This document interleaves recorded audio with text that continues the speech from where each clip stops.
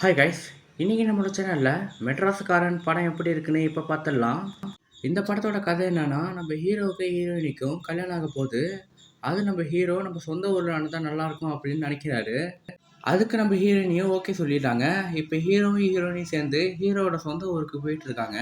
நம்ம ஹீரோவுக்கு ஹீரோயினிக்கும் நாளைய கல்யாணம். அதனால நம்ம ஹீரோ ஹீரோயினி வீட்டில் விட்டுட்டு ஹீரோ மட்டும் தனியாக ஹீரோயினிக்கு gift பண்ண, அதாவது நகை வாங்க போயிட்டு இருக்காரு கார்ல. அப்ப தெரியாத்தனமா ஃபோன் பேசிக்கிட்டே ஒரு வண்டிய பார்த்து கார இடிச்சிடுறாரு. இடிச்சது யாருன்னா, இந்த படத்தோட வில்லன் தான். அப்பவே இவங்க 2 பேருக்கும் புடிக்காம வந்துருது. அதாவது 2 பேருக்கும் செட் ஆகாம சண்டை அன்னைக்கே வந்துருது. நம்ம வில்லனும் ஏதோ முக்கியமான வேலைக்கு போயிட்டு இருப்பாரு போல. அதனால நம்ம ஹீரோ இடிச்சதுனால அந்த வேலை கெட்டு போயிடுது. அதனாலேயே இவங்க 2 பேருக்கும் பகை ஸ்டார்ட் ஆகுது. இதுக்கப்புறமா என்ன நடந்துச்சு, நம்ம வில்லன் வந்து ஹீரோவ என்னென்ன பண்றாரு அப்படின்னு சொல்ற கதை தான் இந்த மெட்ராஸ்காரன்.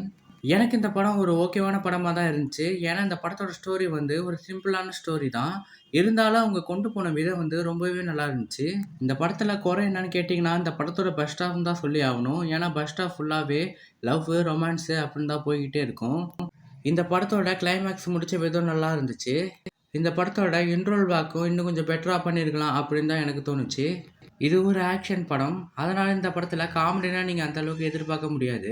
இந்த படத்துக்கு ஒரு மிகப்பெரிய ப்ளஸ் என்னன்னு கேட்டீங்கன்னா, இந்த படத்தோட ஆக்டர்ஸும் இந்த படத்தோட செகண்ட் ஹாஃப்ன்னு தான் சொல்லி ஆகணும். அதுவும் நம்ம ஹீரோவோட நடிப்புனா சொல்லவே தேவையில்ல. ரொம்ப சூப்பரா நடிச்சிருந்தாரு. பார்க்கும்போது நமக்கே சென்டிமெண்டா இருந்துச்சு.